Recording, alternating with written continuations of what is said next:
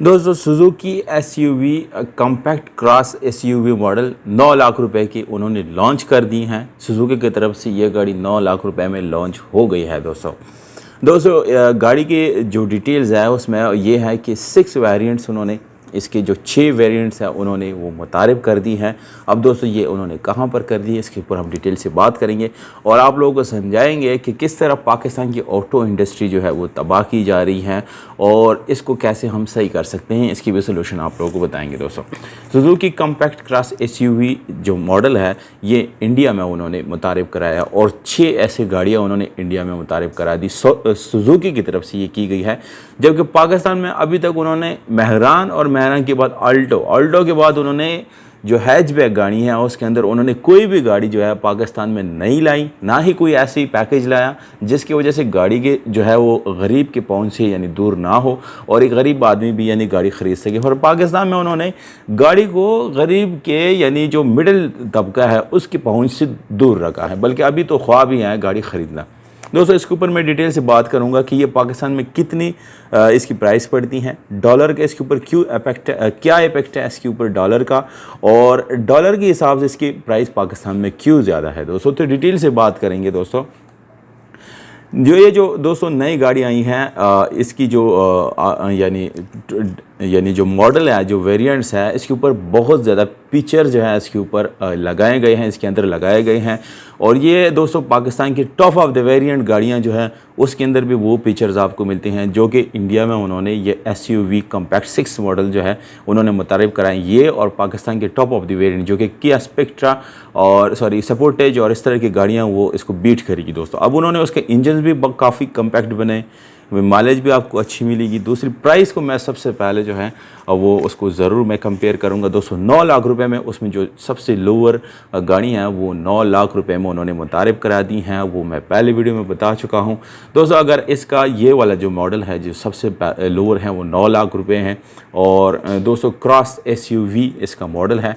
9 लाख अगर आप लोग इंडियन रुपीज़ को मल्टीप्लाई करेंगे पाकिस्तानी रुपीज़ से तो ये कोई 24-25 लाख रुपए या मेरे ख्याल से 22 लाख रुपए 23 लाख रुपए बनते, इससे ज़्यादा नहीं है।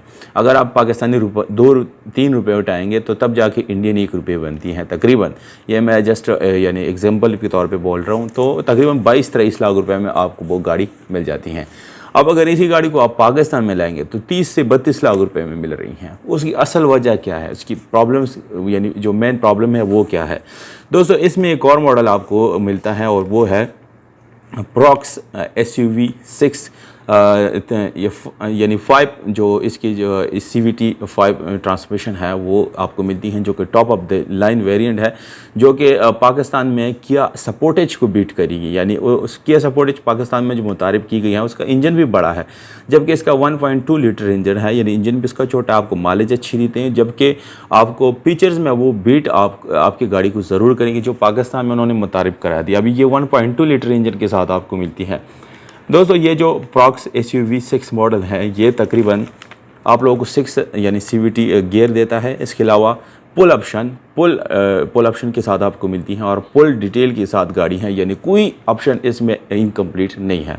अब अगर इसकी प्राइस की बात करेंगे तो ये इंडियन रुपीज़ में आपको 12 लाख रुपए कुछ ऊपर जो है वो पड़ जाता है। अब अगर इसी को हम मल्टीप्लाई करेंगे पाकिस्तानी रुपीज़ के अंदर तो ये मैक्सिमम 25 से 26 लाख रुपए बनती है, इससे ज़्यादा नहीं बनती। अब दोस्तों अगर आप ये सोचेंगे कि डॉलर की प्राइस इंडिया में 80 से 85 चल रही है, जबकि पाकिस्तान में वो डॉलर जो है 285 या 290 300 के आसपास चल रही है। दोस्तों इसके ऊपर जो मेन चीज़ इफेक्ट होती है वो ये है कि जब आप डॉलर किसी को देते हैं तो तब आपकी चीज़ों की प्राइसेस बढ़ती हैं।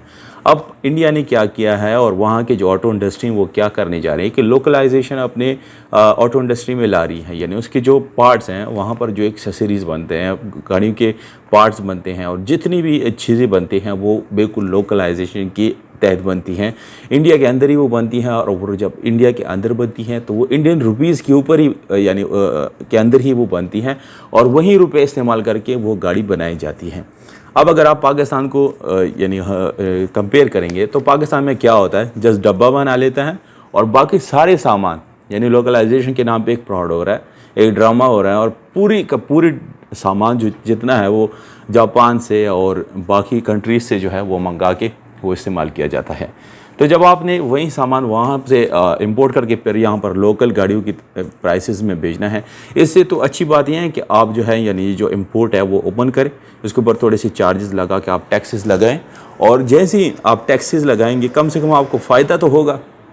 एटलीस्ट अगर आपको ये चीज़ यानी अच्छी लगती हैं या आपको इम्पोर्टेड गाड़ियाँ पसंद है तो आप वहाँ से उसी प्राइस के अंदर आप वो गाड़ी ख़रीद सकते हैं, जबकि वो गाड़ी आपको लोकल मार्केट में उतनी प्राइस में पड़ती हैं जो आप बाहर से मंगाते हैं एक जापानी मॉडल। तो दोस्तों ये चीज़ें जो है पाकिस्तान में ये सोचने वाला यानी यहाँ पर कोई नहीं है। यहाँ पर प्रॉब्लम क्या है, ऑटो इंडस्ट्री तबाह हो रही है पाकिस्तान में, मैन्युफैक्चरिंग की जितनी भी इंडस्ट्रीज़ है वो सारी तबाह हो रही हैं। आयरन का कोई कारखाना पाकिस्तान में लग नहीं रहा, टेक्सटाइल जो है वो तबाह हो रहा है पाकिस्तान में, कपड़े का जो कारोबार है वो बिल्कुल टफ़ है। मार्केट में जाएं दुकानदार ऐसे बैठा हुआ है। अगर आप पाकिस्तान में किसी भी शुबे में जाके देखेंगे तो उसको ऐसे तबाह किया गया है कि जैसे यहाँ पर दुश्मन आके तबाही मचा के चला गया है।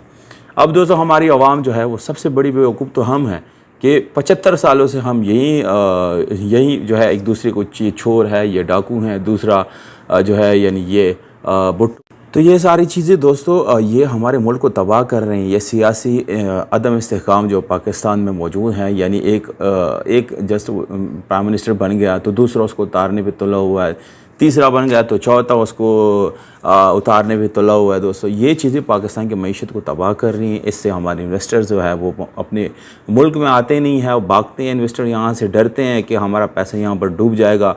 दूसरी बात ये है दोस्तों, कम से कम हुकूमत और ना करे, इन्वेस्टर ना भी लाएँ, एटलीस्ट अपनी कंट्री के लोगों को वो जस्ट अपॉर्चुनिटी दे, उसको सहूलत दे। अब दोस्तों पिछली कहीं कुछ 9 कि 10 मई का कुछ वाक़या आया था, तो ये जो पाकिस्तान में अभी रिसेंटली, तो उसके अंदर 3 से 4 दिन जो है वो इंटरनेट बंद रहा। तो आप लोगों का जितनी भी ये ऑनलाइन वर्क है, जितनी भी यानी ई कामर्स से रिलेटेड लोग हैं, उनका करोड़ों का बिज़नेस तबाह हो गया दोस्तों। इसमें ऐसे लोग थे जिन्होंने एक दिन में लाखों कमाने थे, उनके एक दिन के लाखों रुपए का नुकसान हुआ।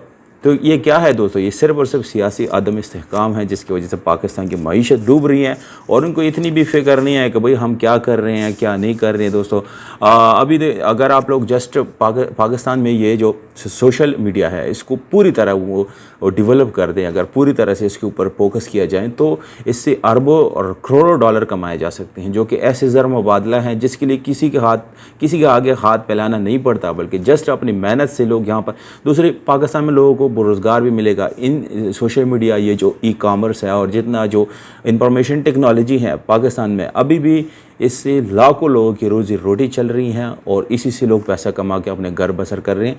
तो ये चीज़ें मैं इसलिए बता रहा हूँ दोस्तों क्योंकि अगर आप इंडिया को कंपेयर करेंगे पाकिस्तान से तो वो हमसे बिज़नेस में बहुत आगे हैं, काफ़ी चीज़ों में वो हमसे आगे हैं, पर हम यहीं बस पाकिस्तान जिंदाबाद और बस इन गानों वानों के पीछे लगे और बाकी हम कुछ करते नहीं हैं। बिज़नेस में जाके देखिए, ऑटो इंडस्ट्री में है वो दूसरे नंबर पे पूरी दुनिया पे, जबकि जापान पहले नंबर पे है और उसके बाद बाकी कंट्री हैं। जबकि यूरोप बहुत ज़्यादा गाड़ियाँ बनाती है, बुगाटी बनाती है, लैम्बोर्गिनी बनाती हैं, टेस्ला बहुत बड़ी कंपनी जो है वो गाड़ियाँ बना रही हैं, पर फिर भी इंडिया दूसरी की तीसरी नंबर पे वो पूरी दुनिया में। उसकी वजह क्या है दोस्तों, वो अपने सियासी इस्तेहकाम है वहाँ पर, वो अपने जो उनके ये जो सियासतदान हैं वो जब एक दफ़ा अपनी हुकूमत में बैठ जाते हैं उनको टाइम पूरा मिलता है, पूरा टाइम करके उसके बाद ही उतरते हैं।